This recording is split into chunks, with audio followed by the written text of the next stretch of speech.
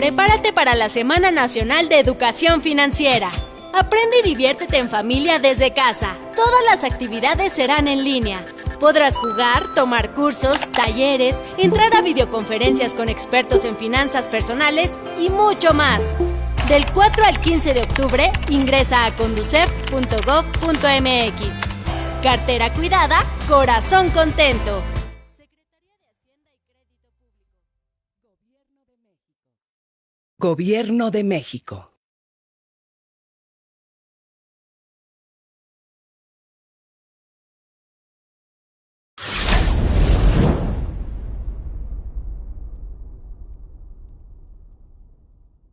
Prepárate para la Semana Nacional de Educación Financiera. Aprende y diviértete en familia desde casa. Todas las actividades serán en línea. Podrás jugar, tomar cursos, talleres, entrar a videoconferencias con expertos en finanzas personales y mucho más. Del 4 al 15 de octubre, ingresa a conducef.gov.mx. Cartera cuidada, corazón contento. Secretaría de Hacienda y Crédito Público. Gobierno de México.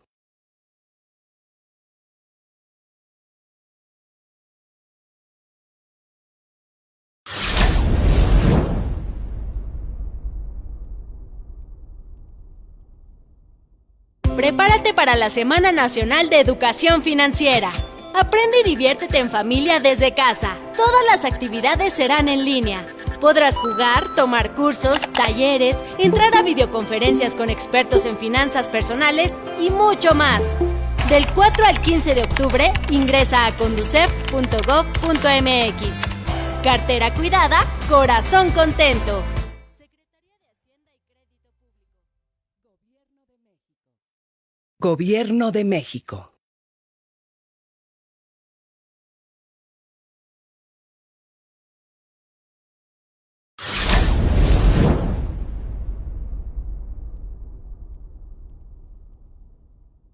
Prepárate para la Semana Nacional de Educación Financiera. Aprende y diviértete en familia desde casa. Todas las actividades serán en línea. Podrás jugar, tomar cursos, talleres, entrar a videoconferencias con expertos en finanzas personales y mucho más. Del 4 al 15 de octubre, ingresa a conducef.gov.mx. Cartera cuidada, corazón contento. Secretaría de Hacienda y Crédito Público. Gobierno de México.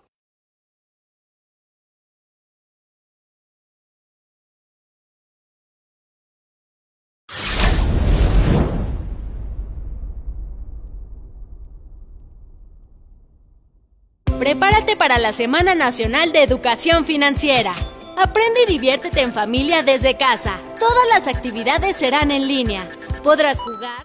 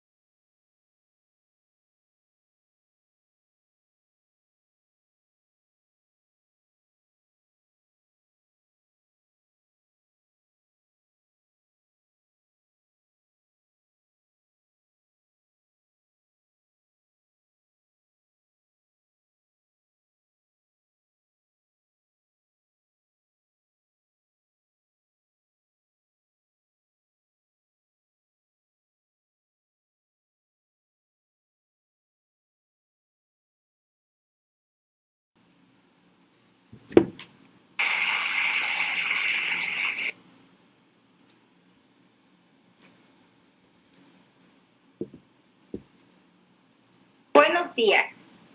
El Instituto Tecnológico de Campeche, del Tecnológico Nacional de México, se complace en saludar a nuestros estudiantes, personal docente y de apoyo y asistencia a la educación y público en general, que nos siguen a través de los diversos medios de comunicación vía Internet.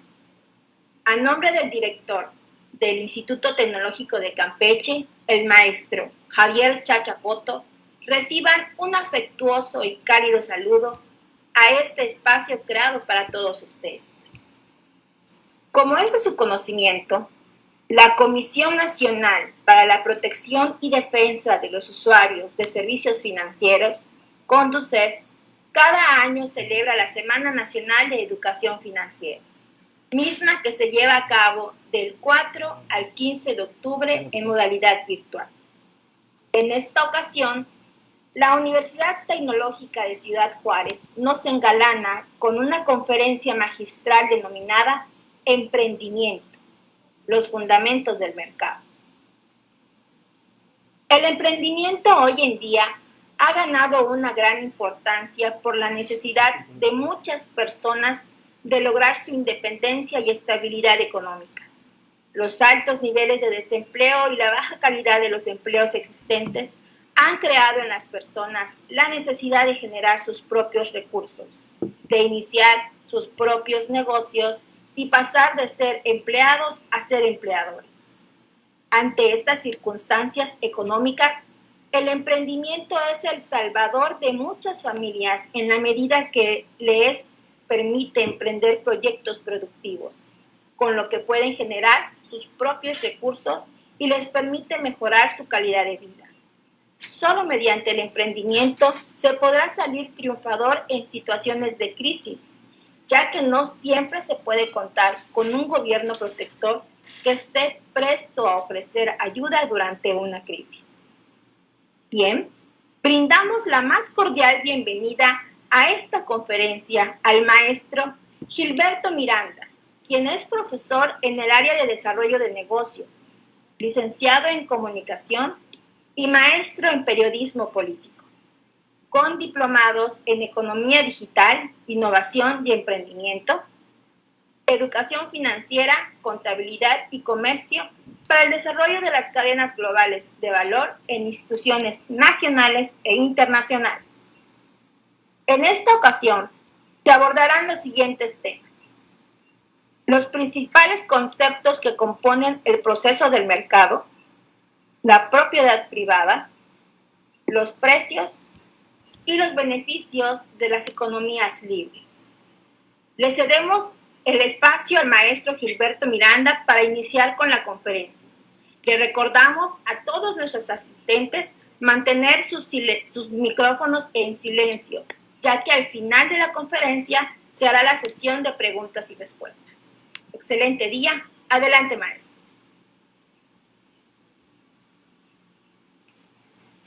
Bueno, muchas gracias.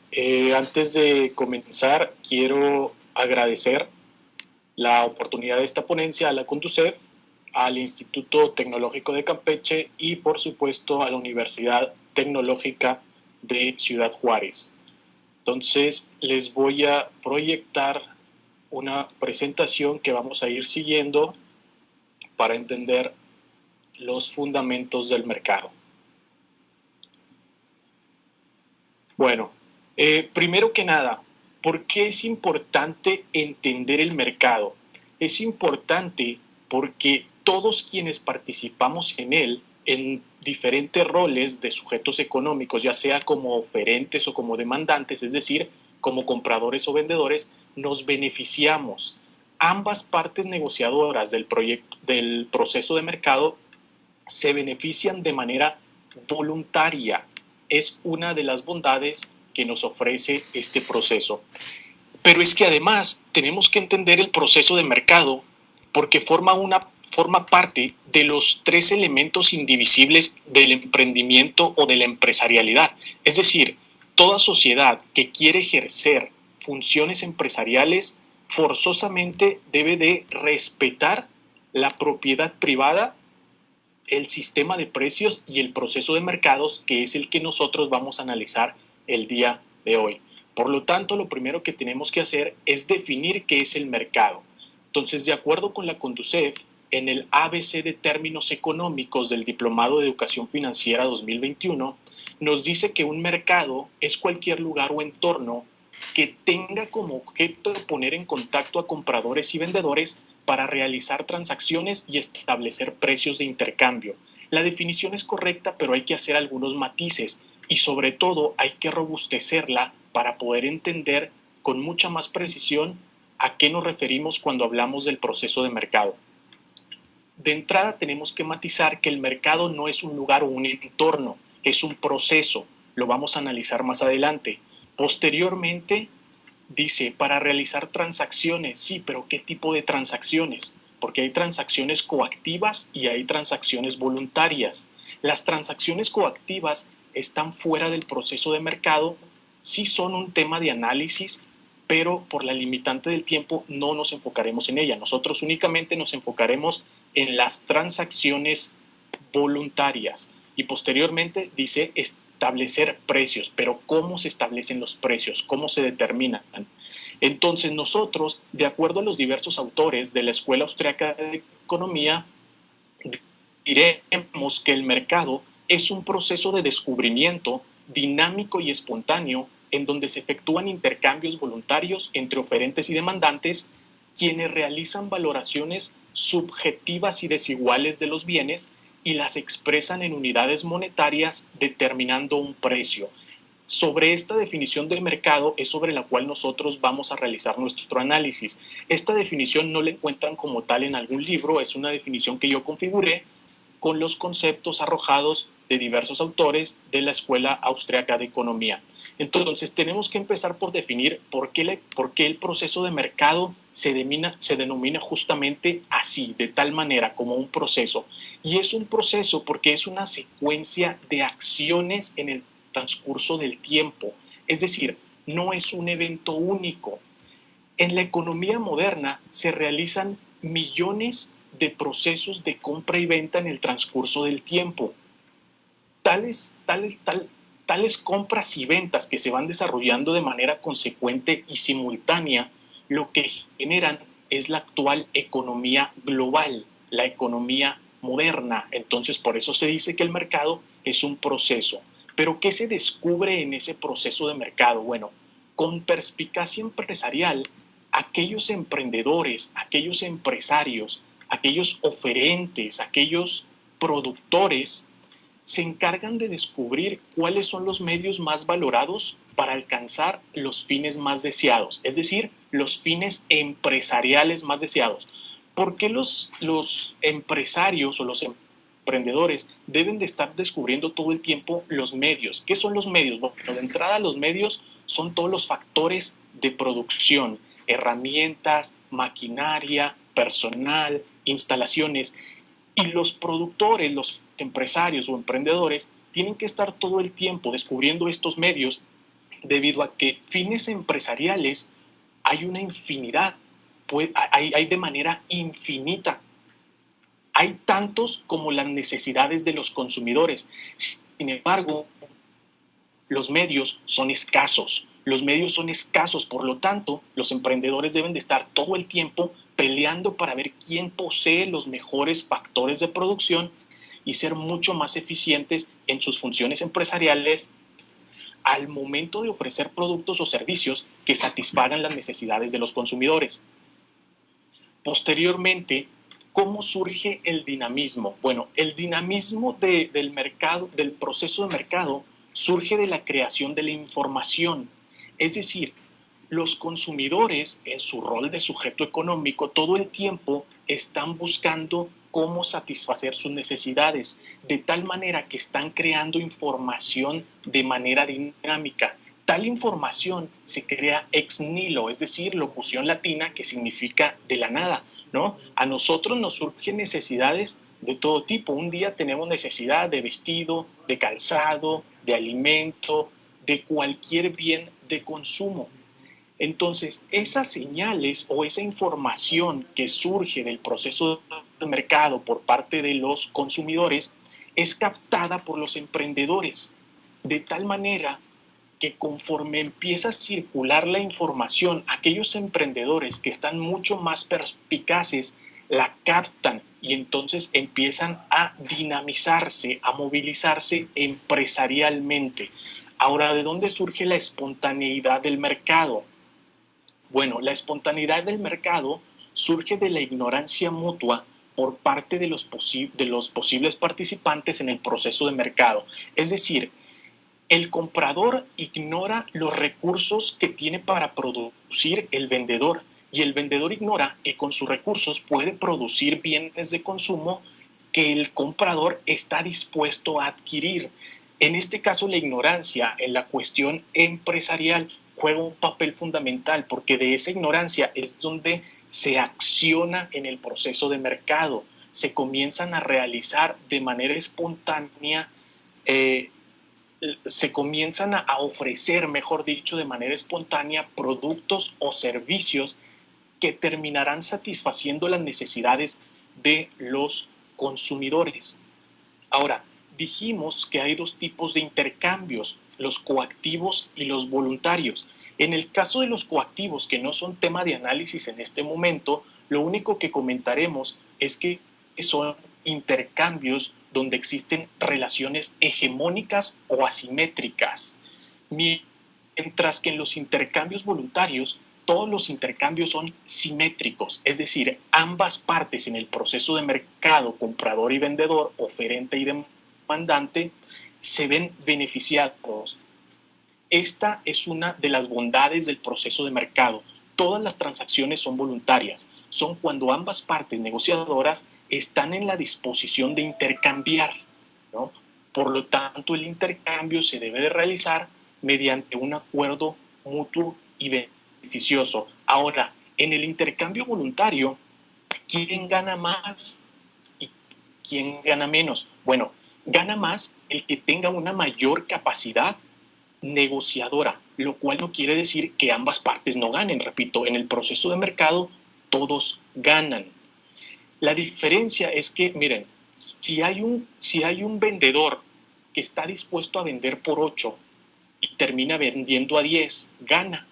Y si hay un comprador que estaba dispuesto a comprar por 15 y termina comprando por 10, también gana, pero gana más que aquel que tuvo peor capacidad negociadora, que nada más sacó ventaja al intentar vender a 8 y terminar vendiendo a 10. Es decir, ambas partes en el proceso de mercado salen beneficiadas. Entonces, ya que vimos algunos conceptos del proceso de mercado, vamos a hacer una pequeña pausa y lo retomaremos más adelante y vamos a comentar cuáles son los beneficios del proceso de mercado en sociedades económicamente libres. Aquellas sociedades, aquellos países que se consideran económicamente libres o con mayor libertad económica, son países en los que se respeta la propiedad privada, y la propiedad privada, o por propiedad privada, nos referimos a que nadie, absolutamente nadie, tiene derecho al tiempo, al talento y a los recursos de los demás. Es decir, yo puedo hacer con mi propiedad privada, con mi tiempo, mi talento y mis factores de producción, aquello que empresarialmente me permita mejorar mis condiciones de vida. Por lo tanto, esos países en donde existe mayor libertad, mucho negocio, existe una mayor cantidad, calidad y variedad de productos o servicios que terminan impactando de manera positiva en el bienestar de los ciudadanos. Aquí tenemos una gráfica en donde podemos ver el ingreso promedio por habitante anual en 4 diferentes niveles de países. Del lado derecho a la extrema derecha tenemos los países más libres y a la extrema izquierda los menos libres, o dicho de otra manera, los países reprimidos. En los países más libres económicamente hablando, en donde se respeta la propiedad privada, el proceso de mercado, el sistema de precios, en donde existen instituciones que fomentan la empresarialidad, el ingreso promedio anual por habitante supera los $50,000, mientras que en los menos libres supera los 5,000. En medio, pues tenemos países un poco menos libres, de segundo cuartil y de tercer cuartil. Ahora ustedes dirán, bueno, pero no todos ganan alrededor de $50,000 de ingreso promedio anual, ni siquiera en los países más libres. Es verdad, también hay pobreza en los países más libres, pero vamos a ver que incluso la pobreza en aquellos países que se respeta la empresarialidad es mucho mejor. Y aquí tenemos la gráfica de la libertad económica e ingresos del 10% más pobre de los diferentes niveles de países con diferentes niveles de libertad económica. Los países económicamente más libres, el 10% de su población más pobre tiene ingresos anuales que superan los $14,000, mientras que los menos libres, o dicho de otra manera, repito, los más reprimidos, apenas superan los $1,000, los $1,500. Me parece que la diferencia, incluso en la pobreza, es muy superior a aquellos países que tienen instituciones que fortalecen la empresarialidad y el emprendimiento. Es decir, incluso es mejor ser pobre en un país económicamente libre que ser clase media en un país menos libre o de tercer o segundo cuartil. Ahora, ustedes dirán, bueno, pero es que el capitalismo, la libertad de mercado, la empresarialidad, todo se basa en dinero, en economía, pero ¿qué hay? Bueno, vamos a ver la gráfica de la libertad económica y esperanza de vida. Imagínense la calidad de vida que tienen las personas que viven en países en donde pueden consumir una mayor cantidad, calidad y variedad de productos y que además con su propiedad privada, es decir, con sus recursos, con sus factores de producción, su talento y su tiempo, pueden ejercer funciones empresariales. Bueno, en esos países más libres, el promedio de vida supera los 81 años, mientras que en los menos libres supera los 65. Es decir, 15 años más de esperanza de vida en aquellos países que respetan y ejercen funciones empresariales y le ofrecen una mayor calidad de vida a sus ciudadanos. Ahora, la redistribución de la riqueza, ¿cómo afecta a la empresarialidad? Bueno, aquí tenemos una gráfica en donde esa persona que ustedes ven ahí, me imagino que la conocen, es Steve Jobs, cofundador de Apple y uno de los más importantes genios de la tecnología que ha tenido la humanidad. Bueno, en el caso de Steve Jobs, pues todos sabemos que desafortunadamente falleció en el 2011. Para el 2011, año en el que él falleció, se estimaba que su fortuna era de $10,800 millones. Para el mismo año, 2011, se estima que Estados Unidos tenía una población que rondaba los 312 millones de estadounidenses. Miren, si dividimos la fortuna de Steve Jobs y nos enfocamos en redistribuir la riqueza, ¿no? La gente cuando habla de quitarle a los empresarios para darle a los que no tienen y generar igualdad, no se dan cuenta del daño que generan al emprendimiento. ¿Por qué? Porque si redistribuimos la riqueza, en este caso, a cada estadounidense le hubiera tocado alrededor de $35. Con $35, un estadounidense pues no llena ni el tanque de la gasolina, ¿no? Y menos con las trocas que usan allá. Y a cambio de esos $35, ¿qué hubieran hecho? Hubieran destruido riqueza, hubieran destruido factores de producción, hubieran destruido empleos. Por lo tanto, la redistribución de la riqueza afecta a la empresarialidad y al emprendimiento, y no es solo un error matemático, sino que además es una de las principales causas realmente de la explotación de los trabajadores. ¿Por qué? Miren, esa fortuna de Steve Jobs de $10,800 millones, pues no se la gasta nadie, ¿no? No hay un ser humano que se la pueda gastar. Incluso quienes tienen más fortuna, es imposible que se la gasten.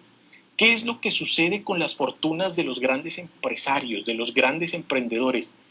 Que capitalizan, es decir, adquieren factores de producción, adquieren bienes de capital. Al adquirir bienes de capital o factores de producción, esos factores por ellos, son utilizados por los trabajadores que trabajan en sus empresas. Al adquirir mayores factores de producción, herramientas, maquinaria, instalaciones, la capacidad productiva del trabajador se multiplica. Al multiplicar la capacidad productiva del trabajador, se comienzan a ofrecer una mayor cantidad de bienes de consumo, es decir, productos o servicios que van directamente para el consumo de los ciudadanos. Por lo tanto, cuando la oferta de bienes tiende a superar la demanda, los precios caen, los salarios reales aumentan debido a la productividad. Los salarios no se aumentan por decreto, se aumentan conforme aumenta la productividad de los trabajadores. Ahora, ¿por qué digo que es una de las causas de la explotación?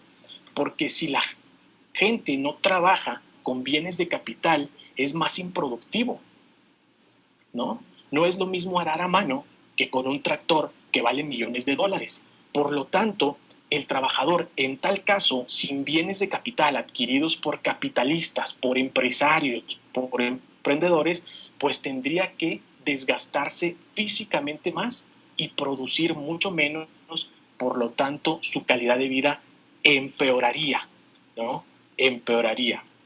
Entonces, retomamos los conceptos y continuamos con el proceso de mercado. ¿Quién es un oferente? Bueno, un oferente pues es un actor económico que evalúa cuáles son los medios necesarios con el objetivo de ofrecer productos o servicios. Es decir, es un productor, es un empresario, es un emprendedor. Ahora, en este caso, conviene resaltar que el oferente es un benefactor social. ¿Por qué el oferente es un benefactor social? Lo es porque los demandantes, es decir, los compradores, nosotros como personas en rol de sujetos económicos, demandamos bienes que ni siquiera nosotros somos capaces de producir. Es decir, nosotros tenemos necesidades infinitas que nosotros mismos no podemos satisfacer, de tal manera que como yo no puedo producir mi corbata y no puedo producir mi camisa, mi pantalón y mis zapatos, voy con alguien que sí pueda hacerlo, porque es un benefactor social, está beneficiando a la sociedad, porque además de que nos resuelve necesidades que nosotros no podemos satisfacer, está arriesgando su capital. Y el capital o la fuente más sana del capital es el ahorro, es decir, pone en riesgo sus ahorros para satisfacer al consumidor. Y lo hace sin tener la certeza de que los factores de producción, es decir, que los medios que consideró más valorados vayan a estar subvaluados en función de los costos que en el futuro terminarán pagando los consumidores, porque los consumidores son los que determinan los precios de mercado. Esto lo vamos a ver ahorita. Entonces, bueno, el oferente es un benefactor social. No hay manera de que un empresario se enriquezca sin ofrecer, de un empresario o un emprendedor, un productor, se enriquezca sin ofrecer productos o servicios de la mejor calidad y al mejor precio.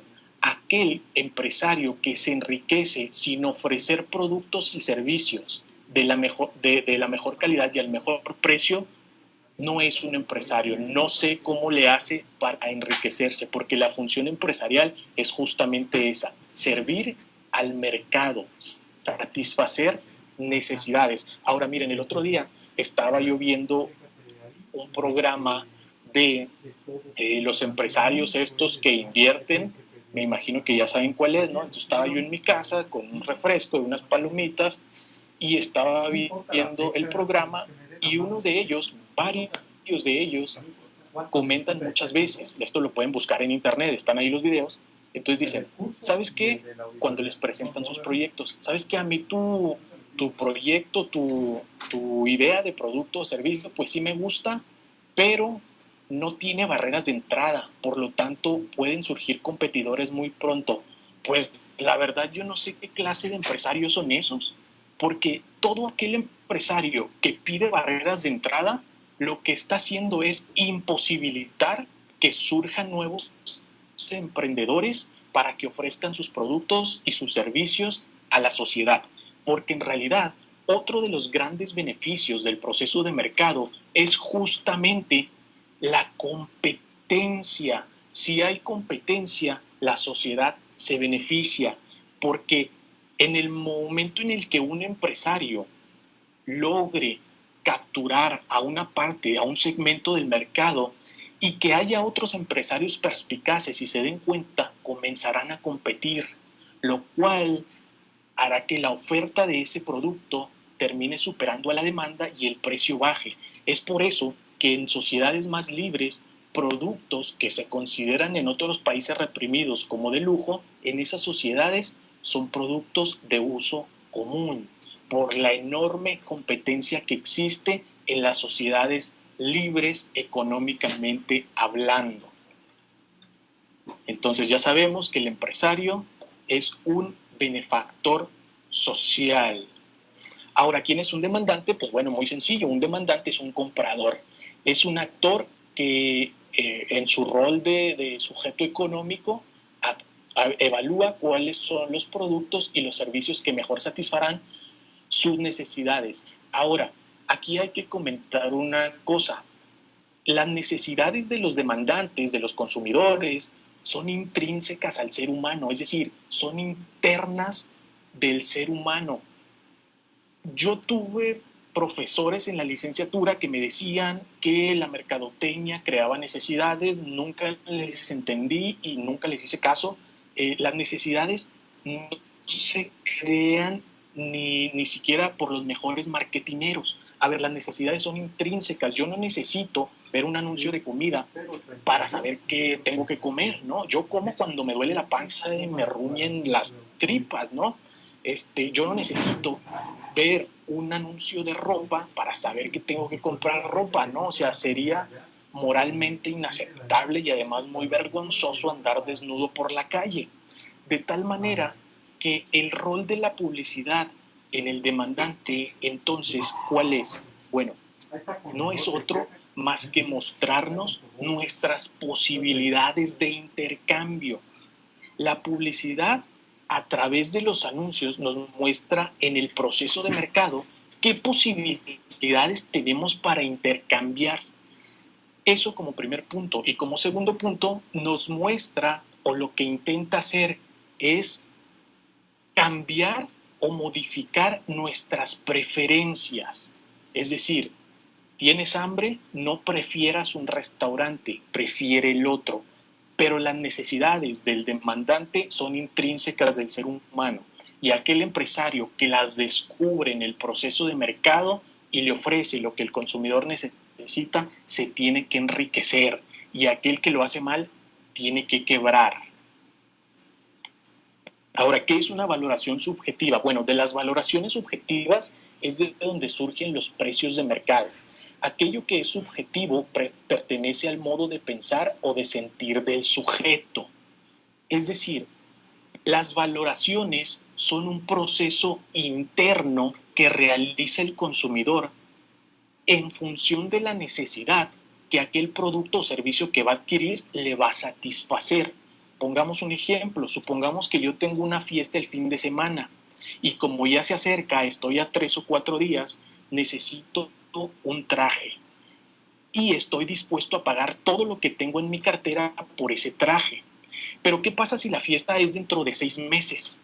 Pues seguramente no voy a estar dispuesto a pagar todo lo que tenga en mi cartera en ese traje. Y el traje es el mismo. ¿Qué es lo que pasa? Que la valoración es un proceso interno que tiene que ver con la urgencia de las necesidades que tengo que satisfacer. Por lo tanto, son los consumidores quienes a través de procesos internos, a través de valoraciones que se fundamentan en la relación que existe con las necesidades que esos productos o servicios van a satisfacer, terminan determinando un precio a través de las unidades monetarias, es decir, a través del dinero. Ahora, bueno, aquí me regreso un poquito. En cuanto a las valoraciones desiguales, son los precios de los consumidores los que determinan los costos de los factores de producción.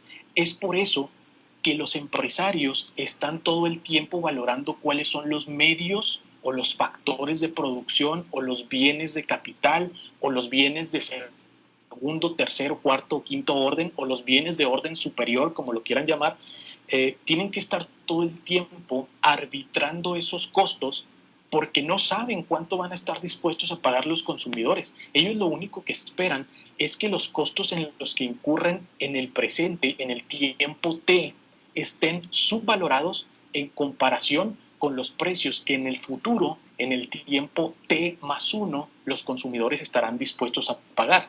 Porque si los costos de los factores de producción están sobrevalorados por los precios o en comparación de los precios, pues terminarán quebrando, ¿no? Entonces son las valoraciones subjetivas de los consumidores, los precios, los que determinan los costos de los factores de producción. No son los costos de los factores de producción más el margen de ganancia lo que determina el precio. Si fuera así, todos seríamos empresarios y no habría quiebras empresariales, ¿no? Entonces ahora, ¿qué es una valoración desigual? Bueno, muy sencillo. Para que exista el intercambio voluntario, el oferente y el demandante tienen que valorar de manera desigual aquello que van a intercambiar. Tenemos la confusión de decir que intercambiamos dos cosas por su misma valía, porque tienen el mismo valor. Y decimos, no, es que lo mío vale más que lo tuyo y entonces no sé qué, y tienen que valer igual y para poder intercambiar. Eso está mal. Esto está mal. Miren, por ejemplo, en el caso de la educación, un estudiante valora su dinero, pero está dispuesto a entregar su dinero, es decir, a pagar su inscripción a la universidad, porque valora más la educación que va a recibir. Por otro lado, el maestro valora más el dinero que la educación que él tiene, por lo tanto está dispuesto a compartirla. En tal situación, hay valoraciones desiguales. Si la valoración fuera igual, si el alumno valorara mucho su dinero, no estaría dispuesto a desprenderse de él. Y si el maestro valorara mucho su conocimiento, tampoco. Diría, no, pues yo no voy a compartir lo que yo sé. Y el alumno diría, no, pues yo no le voy a dar mi dinero. Por lo tanto, el intercambio voluntario no se realizaría. La única manera en tal circunstancia que se podría realizar un intercambio sería de manera coactiva, que uno de los dos coaccione al otro, pero eso está fuera del proceso de mercado. Entonces, en el proceso de mercado, yo doy algo por lo cual valoro menos por algo que valoro más. Ahora, ¿qué es un bien? Pues bueno, son los productos y los servicios. Cuando son para consumir, son bienes de consumo, y cuando son para producir, son bienes de producción, bienes de segundo, tercero, cuarto, quinto orden, o factores de producción, o bienes de capital. Ahora, en el caso de los bienes de consumo, pues solamente deben de tener una característica, que tengan una relación con la satisfacción de las necesidades humanas. Es por eso que emprender es tan complicado, porque lo que hace el empresario es prever cuáles serán las necesidades del consumidor en un tiempo futuro, pero no tiene la certeza. Lo único que está haciendo es previendo aquello que es el proceso de mercado. ¿Cuáles son las unidades monetarias? Pues bueno, las unidades monetarias es el dinero. El dinero es un medio de intercambio y el dinero debe de tener nada más dos características. Debe ser aceptado de manera general como medio de intercambio y debe de ser reserva de valor. No nos vamos a meter a analizar el dinero, pero en aquellas sociedades en las que existe altas tasas de inflación y que son evidentemente menos libres y que se ejercen menos funciones empresariales, justamente como el dinero no vale prácticamente nada o incluso vale menos que nada, ¿se pueden realizar intercambios? Pues sí, se pueden realizar intercambios voluntarios, nada más que hay un problema, que sería producto por producto o servicio por servicio, lo cual complica el intercambio e interfiere en el proceso de mercado. Por eso en ese tipo de sociedades que son económicamente menos libres, se ejercen menos funciones empresariales, se impiden los intercambios voluntarios y la calidad de vida de las personas empeora. Y finalmente, ¿qué es un precio? Bueno, un precio no es otra cosa más que un registro histórico de aquellas valoraciones subjetivas que hicieron los consumidores y que le indicaron a los productores si estaban actuando bien o mal. Es decir, el precio es la señal a través de la cual los consumidores le indican a los emprendedores si están dispuestos a pagar y cuánto están dispuestos a pagar por su producto, por su servicio. Por lo tanto, cuando un precio es intervenido, cuando un precio, o mejor dicho, cuando en un sistema de precios se fijan precios máximos o precios mínimos, ocurre la escasez, porque indudablemente en determinados momentos ocurre la escasez. ¿Por qué? Porque si yo como emprendedor tengo un estímulo para ofrecerle a la sociedad productos o servicios que satisfagan sus necesidades y me ponen un precio máximo, ese margen de ganancia se va a ver limitado. Por lo tanto, yo voy a dirigir mis esfuerzos empresariales a otro sector económico que no esté intervenido.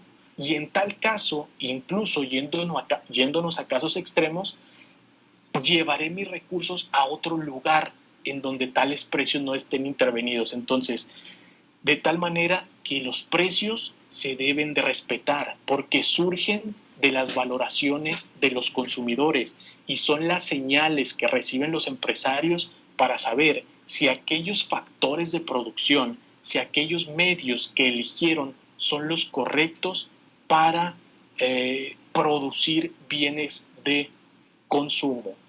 Entonces, en resumen, para ejercer la empresarialidad, para ejercer funciones empresariales, para emprender, antes de hablar de activos, de pasivos, de pérdidas, de ganancias, lo primero que tenemos que hacer es respetar el proceso de mercado, porque se basa en la libre acción de los seres humanos en su rol de oferente o demandante, es decir, de comprador o vendedor.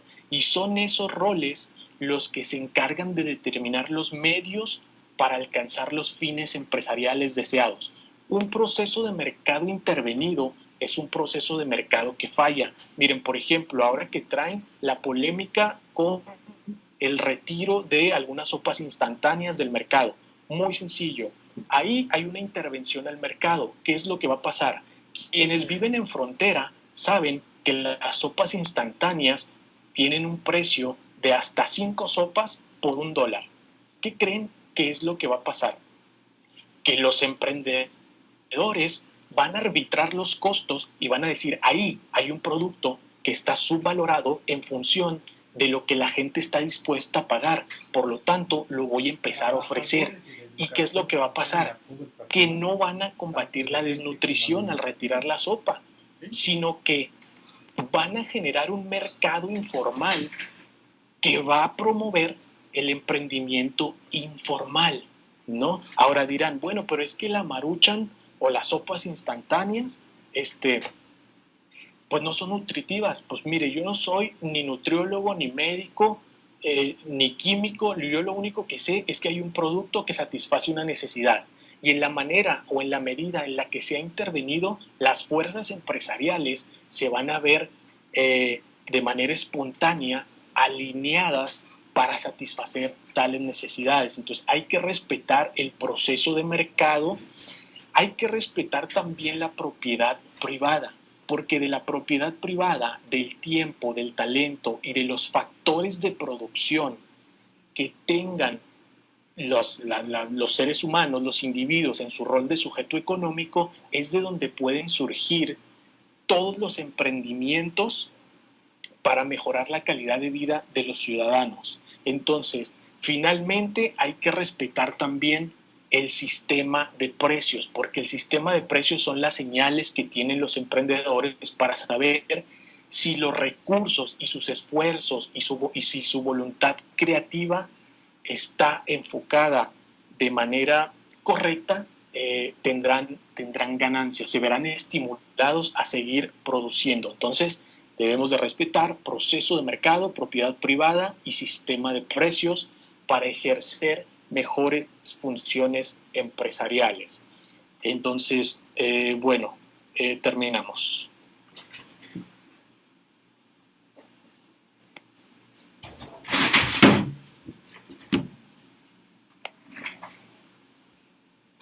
Agradecemos la participación del maestro Gilberto Miranda y damos inicio a la sesión de preguntas y respuestas. No sé si alguien tenga alguna pregunta. Pueden levantar la mano en la plataforma y le cedemos la palabra.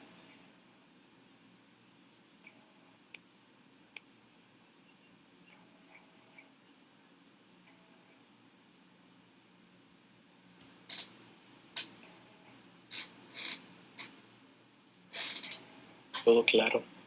Todo bien. Parece que sí, maestra.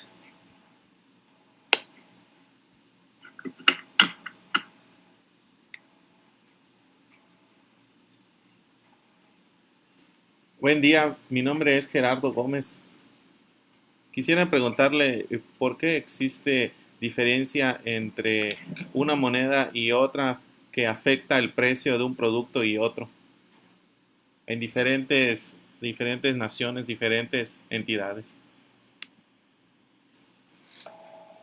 Bueno, a ver, trataré de responder de una manera muy, muy sencilla. De entrada, la demanda es global, ¿no? Actualmente la demanda que tenemos de productos o servicios es de manera global, por lo tanto, aunque los oferentes, o mejor dicho, los demandantes de un mercado, vamos a decir del mercado mexicano, estén dispuestos a pagar una cantidad determinada, vamos a decir 10, mientras los demandantes del mercado estadounidense estén dispuestos a pagar 15, bueno, pues ahí se va a alterar el precio, ¿no? Evidentemente debido a la demanda internacional. Ahora, la fortaleza de la moneda, pues tiene que ver con la fortaleza económica de un país, ¿no? Ahí ya nos meteríamos en otro tipo de cuestiones, de cuestiones un poco más políticas, y tiene que ver con la fortaleza de un país. Recordemos que el dinero es un producto más de la economía, ¿no? El dinero es un producto como lo es una manzana, y el precio de las manzanas también tiene que ver con la oferta y la demanda de que la manzana tenga. Por lo tanto, aquellas monedas que tienen una mayor demanda, supongamos el dólar, al tener una mayor demanda, pues, ¿qué pasa con el precio? Cuando la demanda excede a la oferta, el precio sube. Entonces, aquellos países en los cuales tienen economías mucho más fuertes y que tienen una mayor demanda de su moneda, pues su moneda se fortalece, ¿no? Entonces, bueno, no sé si respondí.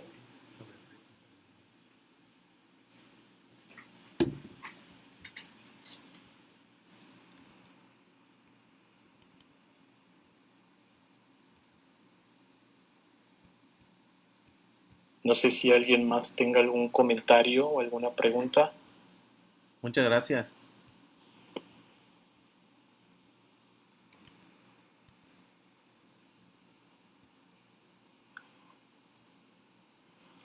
Pueden levantar la mano o bien escribir las preguntas en el chat para dar lectura de las mismas.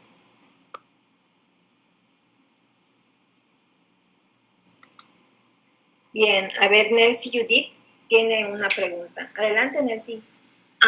Con respecto a la parte de que si podría explicar un poquito más con respecto a algo que dijo que lo que dijo Anuncio, o bueno, no te da la necesidad. En una parte de la exposición mencionó sobre que a veces sus maestros le comentaban de que las necesidades se creaban a partir de el marketing o bueno, eso. Ok, sí.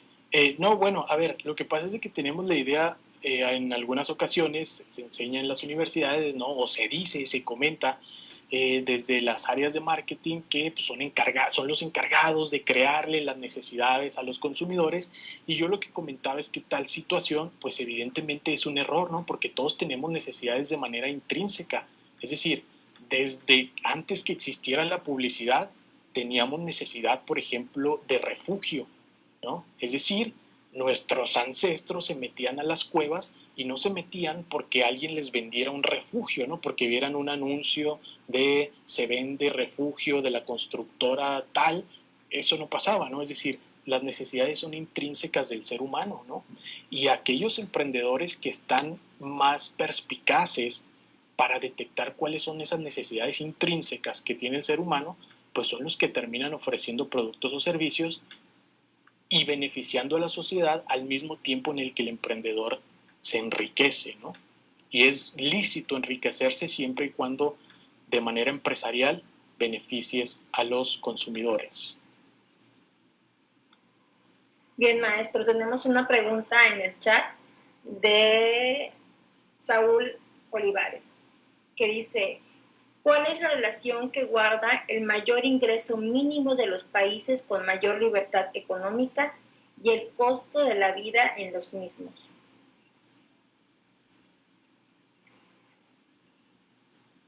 A ver, si entendí la pregunta, lo que me quiere decir es de que a mayor ingreso, pues también el coste de vida es mayor, ¿no? En esos países con mayor libertad económica.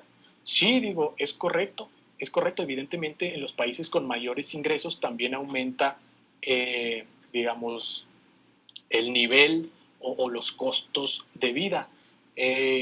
Pero mientras el ingreso aumente por encima, es decir, mientras la oferta de productos o servicios aumente por encima de la demanda, los precios siempre van a ser menores o van a tender a caer. Por lo tanto, aunque tú tengas un ingreso mucho mayor y aunque los precios sean mayores, vas a tener acceso a tales productos o servicios que en aquellos países menos libres es que ni con el máximo ingreso te alcanzaría, ¿no? Entonces, además hay un dato muy, muy importante que nos dice, este dato lo pueden corroborar en la encuesta anual que realiza el Instituto Fraser de Canadá, se llama el Índice de Libertad Económica. En este índice nos demuestran, tratando de darle una mejor respuesta a tu pregunta, nos demuestran que aquellos países en los que existe mayor libertad económica y el ingreso es mayor, como ya lo vimos en las gráficas, el bienestar de la gente está evaluado con una puntuación de 8 sobre 10 en promedio, mientras que aquellos en los que existe menos libertad económica alcanzan alrededor de 5 sobre 10, es decir, la libertad material también tiene una relación directa con el bienestar de la gente. Lo que pasa es que luego dicen, bueno, el dinero no importa. Hombre, claro que no importa. Cuando tienes un ingreso de $50,000 y pasas a tener 51,000, pues incrementa $1,000, pero es un incremento significativo. Ahora, cuando tienes un ingreso de 1,000 y pasas a tener 2,000, pues también aumentó $1,000, pero en tal circunstancia es el doble, ¿no? Entonces, definitivamente, el bienestar pues está relacionado con el ingreso de los ciudadanos. Bien, maestro, tenemos otra pregunta también, que la pregunta es: ¿qué efectos puede tener los programas sociales en la economía de un país? Entiéndase por programas sociales aquellos que otorgan dinero en efectivo. Desastrosos. Los efectos son desastrosos, lo pudimos ver, lo estamos comprobando actualmente en Estados Unidos. Hay una gran oferta de empleo y nadie quiere trabajar debido justamente a todos estos beneficios que recibieron una cantidad de dinero impresionante. Tengo primos, tíos aquí en El Paso enseguida que les daban una cantidad de dinero enorme. Claro que nadie va a querer trabajar. Los programas sociales, a ver, ya sería para el próximo año que me vuelvan a invitar, este ya sería un tema de análisis, porque los programas sociales van en contra de la empresarialidad y además son una trampa para la pobreza. En realidad generan más pobreza, ¿no? Ok, muy bien, maestro, gracias. Tenemos otra pregunta, que es: si el gobierno de un país crea empresas propias que compiten con las privadas, ¿cómo se verían afectados los mercados a futuro? Bueno, pues los mercados estarían completamente intervenidos, por lo tanto los demandantes de servicios, nosotros en nuestro rol de sujetos económicos como consumidores, tenderíamos a pagar más por los productos o los servicios. No hay nadie que gestione mejor los medios o los factores de producción que los privados, porque los privados tienen el estímulo justamente de perder su riqueza, ¿no? Como les comenté durante la exposición, el oferente es un benefactor social porque no solo nos está beneficiando, sino que además está poniendo en riesgo su capital, ¿no? Entonces, bueno, sí, definitivamente los consumidores de cualquier bien que sea intervenido nos veríamos afectados con el aumento de los precios. Muy bien, maestro, muchas gracias. ¿Alguna otra pregunta, jóvenes?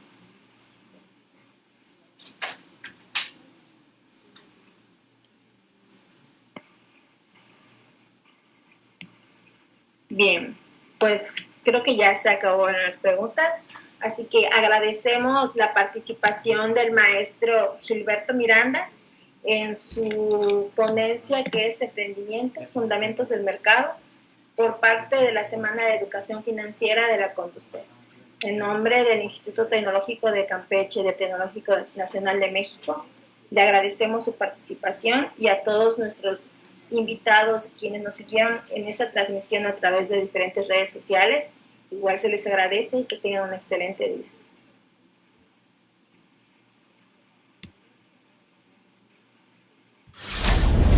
Gracias.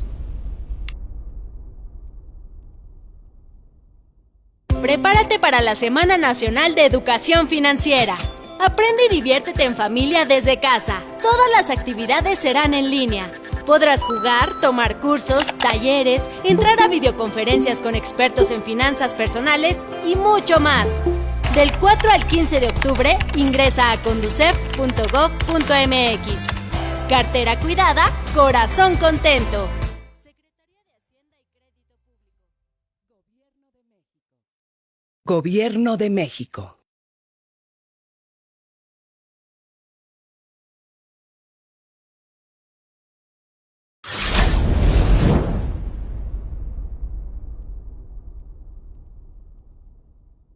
Prepárate para la Semana Nacional de Educación Financiera.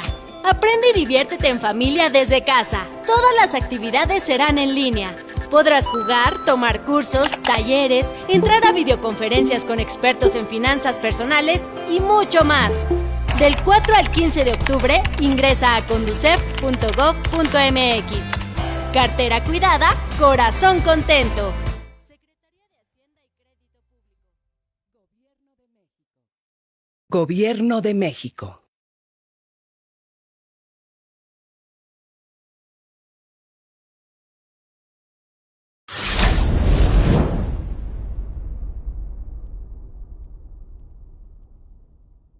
Prepárate para la Semana Nacional de Educación Financiera. Aprende y diviértete en familia desde casa. Todas las actividades serán en línea. Podrás jugar, tomar cursos, talleres, entrar a videoconferencias con expertos en finanzas personales y mucho más. Del 4 al 15 de octubre, ingresa a conducef.gov.mx. Cartera cuidada, corazón contento. Secretaría de Hacienda y Crédito Público. Gobierno de México.